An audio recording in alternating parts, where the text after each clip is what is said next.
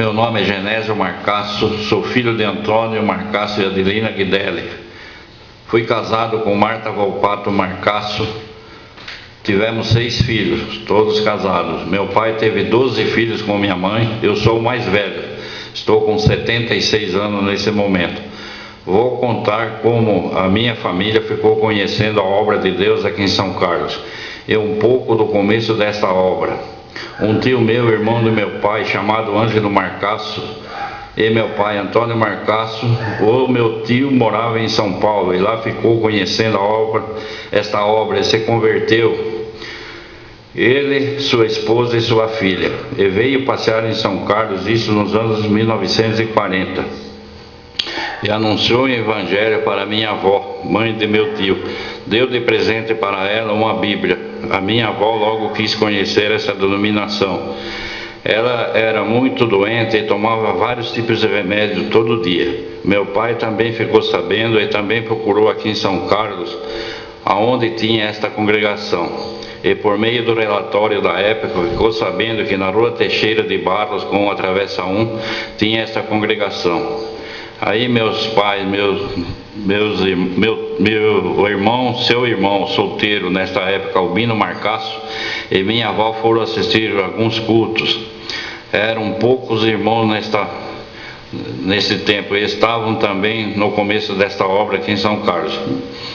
Mas meu pai morava em Curumbataí e eu era o mais velho, e tinha mais um irmão e 2 irmãs. Era Nelson, Ivete e Elzira nessa época. Meu pai resolveu mudar para São Carlos porque lá não tinha aonde congregar. Nesse tempo, meu avô, pai de meu pai, senhor Pedro Marcasso, estava em São Paulo, na casa do seu filho Ângelo. Estava fazendo um tratamento de câncer num dos braços. Estava muito mal, ele sentiu-se de pedir o batismo e foi feito um batismo especial. Quem atendeu o batismo foi o irmão Finotti. No outro dia o Senhor recolheu meu avô, isto nos anos 40. Aí teve um batismo aqui em São Carlos. O batismo foi feito na represa que tinha onde é o Bicão hoje, a antiga fazenda do Turco. Nesse batismo obedeceram ao Senhor a minha avó, meu pai e meu tio Albino. Nesta época eu tinha 5 anos de idade. E me lembro, nós ainda morávamos no sítio em Curumbataí. Um dia de manhã meu pai estava lendo a Bíblia na cozinha. Eu estava brincando sozinho no quintal. De repente uma voz me disse: olha que vem vindo uma cobra. Eu ignorei essa voz, mas falou mais 2 vezes: olha que vem vindo uma cobra. Quando olhei, a cobra já estava a menos de 1 metro para me picar. Era uma cobra enorme. Chamei meu pai, ele veio assustado, mas matou a cobra. Até hoje, quando eu me lembro, eu me emociono, porque sei que foi Deus que me guardou. Enquanto meu pai procurava as coisas de Deus, o inimigo já queria impedir. Mudamos para São Carlos nos anos 41, uma época muito difícil. O mundo estava em guerra. Não tinha farinha, não tinha açúcar, sal, tudo muito difícil. Nós tínhamos uma chácara. Eu tinha antes que ir para a escola, ir cortar a cana para fazer garapa, para adoçar o café, porque não tinha açúcar. Os cultos nessa época de semana eram à noite, e de domingo das 14h30 às 16 horas. O cooperador nessa época era o irmão Maneco, era um caro irmão. Ele era viúvo. Às vezes o meu pai convidava para vir almoçar em casa. Ele ficava muito contente. Ele gostava de polenta com frango. Mas um dia, ele era muito simples, talvez por falta de entendimento, cometia algumas coisas que não estavam de acordo com os ensinamentos. Aí os irmãos começaram a murmurar, e o irmão Alexandre escreveu uma carta para o irmão Finotti em São Paulo. Teve um batismo em São Carlos e o irmão Finotti que veio atender. Quando começou o culto, o irmão Finotti falou: eu recebi uma carta do irmão Alexandre. Ele leu esta carta na frente de todos e perguntou ao irmão Alexandre: o irmão confirma o que eu li? O irmão confirmou, o irmão Maneco também. Então, desse dia em diante, ficou o irmão Alexandre no lugar do irmão Maneco. Depois de um tempo, ele mudou-se para Araraquara. Lá ele casou-se novamente com uma irmã e também passou a atender os cultos numa cidadezinha ali próximo. A minha esposa, Marta Volpato Marcasso, conheceu ele e ela. Ele era conhecido como irmão da pinta, porque ele tinha uma pinta no rosto. Minha esposa contava que a esposa do irmão Maneco era muito temente a Deus, e que um dia ela sentiu-se que o Senhor ia recolhê-la. Então ela preparou várias coisas para comer. Dizia que era para comer no seu funeral. Acabou de fazer, o Senhor recolheu a irmã. Os irmãos de minha esposa, que eram crianças nesse tempo, foram no funeral e comeram as coisas que ela tinha preparado. O fim do irmão Maneco não fiquei sabendo como foi. Agora vou contar um pouco de como foi construída a primeira casa de oração de São Carlos. O meu avô tinha falecido e tinha deixado o dinheiro de um sítio que tinha vendido antes dele morrer. Os irmãos daquela época se reuniram e pensaram em comprar um terreno para construir uma igreja. Iam comprar o terreno à prestação, mas não tinham o dinheiro para a construção da igreja. Meu pai e meu tio Albino conversaram com minha avó, porque quem tinha o dinheiro era ela. Entraram num acordo e minha avó doou na época 11 contos de réis. E então compraram o terreno na prestação. Eram 2 lotes para a construção da igreja. O irmão Alexandre comprou um para ele, ao lado com seu dinheiro. Depois vendeu para a igreja.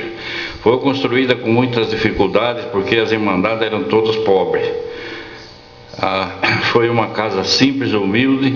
Nesta época, meu pai, meu tio Albino venderam uma parte da propriedade que eles tinham e montaram uma fábrica nos fundos do quintal, de tamanco, vassoura, chinelos e outras coisas, e convidaram então o irmão Alexandre para ser sócio. Ele ia fazer a parte escrita da firma. Ele aceitou porque ele trabalhava na usina de energia elétrica do Monjolinho e era muito longe para atender os cultos, principalmente às noites. Também cederam uma casa para ele morar perto da firma.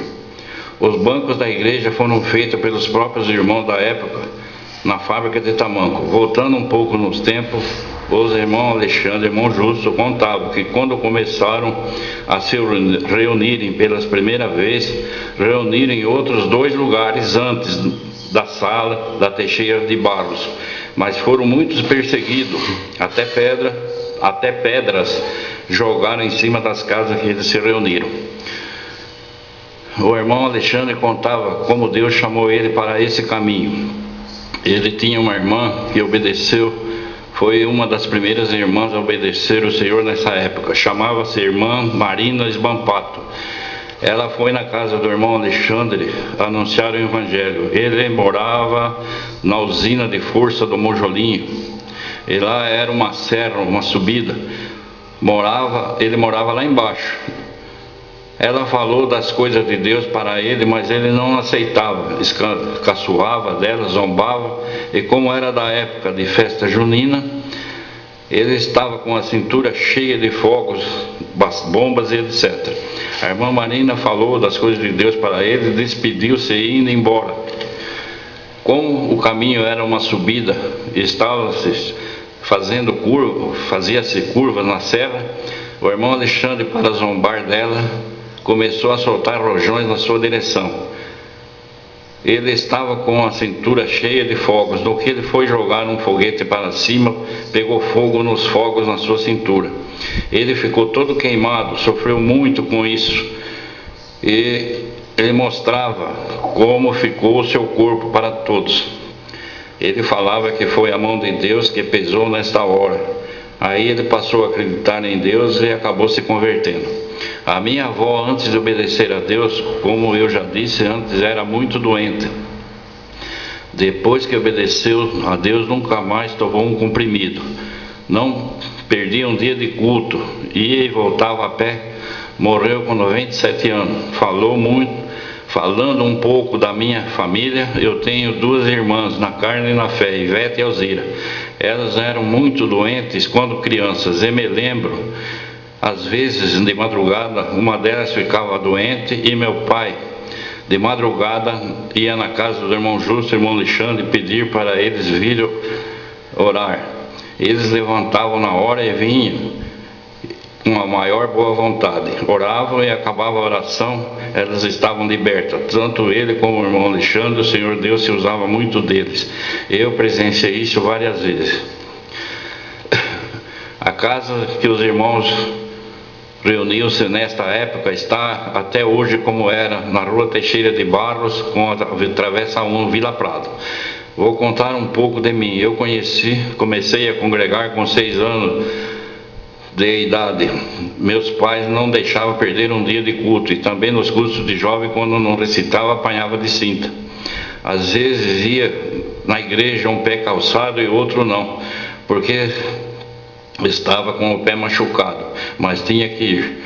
Comecei a trabalhar com 7 para 8 anos de idade na fábrica de meu pai, de Tamanco. Trabalhei na lixadeira, na prensa de cortar couros, e também fazia entregas nos armazéns com uma carrocinha de mão. Eu cheguei a levar 2 sacos de fubá de 50 quilos cada um, numa carrocinha de mão da rua José Bonifácio 150, no Tijuco Preto, no Armazém dos Brancos, várias vezes, com 10 anos de idade. Eu também despachava na estação com a carrocinha as mercadorias que nós fabricávamos para outras cidades, como Tamanco, Vassoura, Chinelo, Rodinho, Fubá, etc. Eu tive uma infância muito sofrida. Quando meu pai fechou a fábrica, eu estava com 13 anos. Minha mãe foi no juiz de menores, tirou uma autorização para que eu pudesse trabalhar na fábrica de toalhas ao lado, no dia 13/2/49. Eu tenho essa carta até hoje, nunca mais parei de trabalhar até hoje. Ia nos cultos com meu tio Albino. Nessa época ele era solteiro. Congreguei até os 19 anos, quando eu fiz o tiro de guerra em 1954. Aí pensei, agora meus pais não podem mais me obrigar a ir na igreja. Comecei a congregar pouco, estava me desviando, mas como Deus sabe tudo, apareceu uma moça crente na minha vida, e assim Deus não permitiu que eu me perdesse. Nós namoramos 1 ano e meio, casamos no ano de 59. Eu obedeci a Deus o batismo de 1958. Quem fez o batismo foi o irmão Espina. Tivemos 6 filhos, vivemos juntos 50 anos, mas o Senhor Deus a recolheu-nos em 28/8/2008. Dos 6 filhos, só um é crente, que é músico na Beatriz. Seu nome é Edemilson Marcasso. A minha esposa era muito temente, mas sofreu muito com a enfermidade. Praticamente 40 anos, com várias enfermidades, uma delas por mais de 30, a diabetes.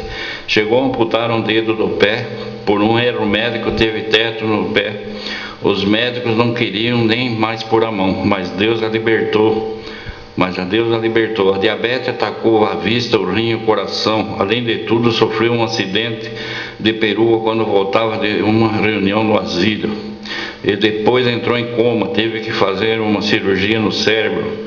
E Deus libertou mais uma vez. Depois deu um derrame, e quando estava se recuperando, caiu e quebrou o fêmur. Foi para o hospital e pegou infecção hospitalar. Ela ficou mais ou menos 2 meses de isolamento no hospital, mas a sua situação foi se agravando, até que no dia 28/8/2008 o Senhor Deus a recolheu. Eu sinto muita falta, porque mesmo nessa situação, nas horas difíceis, ela me dava forças. Eu e meus filhos sofremos muito com a enfermidade dela. Às vezes nós não dormíamos porque de madrugada tinha que interná-la. Outras vezes não tinha comida feita e tínhamos que trabalhar. Mas Deus sabe o que faz. Ela fez a parte dela e agora eu e meus filhos temos que fazer a nossa. Agora eu vou contar uma obra que Deus fez. Foi nesta época em que eu sou testemunho. O irmão José de Paula tinha um sítio a 15 quilômetros de São Carlos. Lá tinha muitos pés de figo da Índia. Essas plantas costumam se ajuntar muitas cobras. Um filho desse irmão foi colher uns frutos e uma jararaca do rabo branco picou esse menino. Ele tinha 14 anos na época. Quando seu pai, irmão José de Paula, pegou o menino, ele já não enxergava mais, estava muito mal. Mas o irmão pegou uma charrete e veio na casa do irmão Alexandre e pediu para o irmão Alexandre orar, que ele confiava no poder de Deus. Veja a situação do irmão Alexandre. Mandaram chamar o irmão Justo e sua esposa, a irmã Carlota, e ficaram orando mais de 24 horas. Então, o irmão Alexandre, sua esposa, seu filho Veraldo, irmão Justo e a irmã Carlota, irmão José de Paula, meu pai e alguns outros que eu não me lembro. Depois de várias horas de oração, o menino estava liberto e voltou para casa. Mas tinha um vizinho que estava de olho para que o pior acontecesse. Ele disse a meu pai: se o menino morresse, ele ia da parte dos crentes na polícia, aonde que se viu não chamar um médico. Meu pai contou ao irmão Alexandre. O irmão Alexandre respondeu: mas Deus calou a boca dele. Então devemos confiar em Deus, mas precisamos respeitar as leis dos homens para não escandalizar a obra de Deus. Este homem, depois de algum tempo, obedeceu a Deus, ele e sua esposa. O nome dele era Carlos Faquina. O Senhor já recolheu, são muitas obras que eu presenciei. Sou testemunha. Hoje estou com 76 anos, sou do 12 de 11 de 35. Meu pai e minha mãe tiveram 12 filhos, todos vivos. Eu sou o mais velho. A minha mãe obedeceu a Deus no batismo em Ibaté, no sítio dos Menzani. Quem atendeu o batismo foi o irmão Candinho.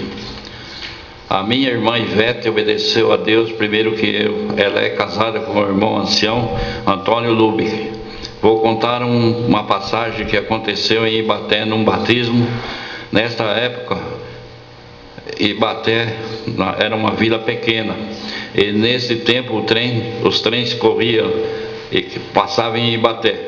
Como os trens tinham os horários certinhos na estação, o tempo de parada era pouco, porque a cidade era pequena. E o guarda tinha que obedecer horário. O trem estava lotado de irmandade de várias cidades que vieram para o batismo, principalmente de São Paulo. O trem parou na estação e o povo começou a desembarcar, mas era muita gente. E o guarda se viu numa situação difícil. Como ele tinha que obedecer o horário, não tinha desembarcado nem a metade do povo. Ele deu partida no trem com o povo pendurado. Foi aquela gritaria. Mas no trem tem um dispositivo que, quando acionado, o trem para. O trem estava em movimento e um irmão acionou o dispositivo. O trem parou a 1 quilômetro à frente, mas gerou uma grande discussão. Mas graças a Deus foi tudo resolvido e ninguém machucou-se. Hoje estou sozinho, viúvo, com desgaste nas duas cartilagens dos joelhos. Sofro muito com dores, não posso andar muito. Tomo vários tipos de remédio para tirar as dores. Ainda trabalho, mas com as lições da minha vida, tudo que aprendi nos cursos, apesar das minhas fraquezas, estou me pegando com Deus, porque só Ele que me pode ajudar nessas horas. Graças a Deus não conheci nada que me condena, que me condena na presença de Deus, deste mundo. Espero que me manter assim até o fim da minha vida. Estou deixando isto gravado a pedido da minha irmã Ivete. Ela e Alzira, ela e minha irmã Alzira. São testemunha do que estou falando, apesar dela ser um pouco mais nova, mas viveram esta época. Peço desculpa por não me expressar corretamente, e também que olhem por mim e minha família. A paz de Deus a todos e que Deus abençoe a todos.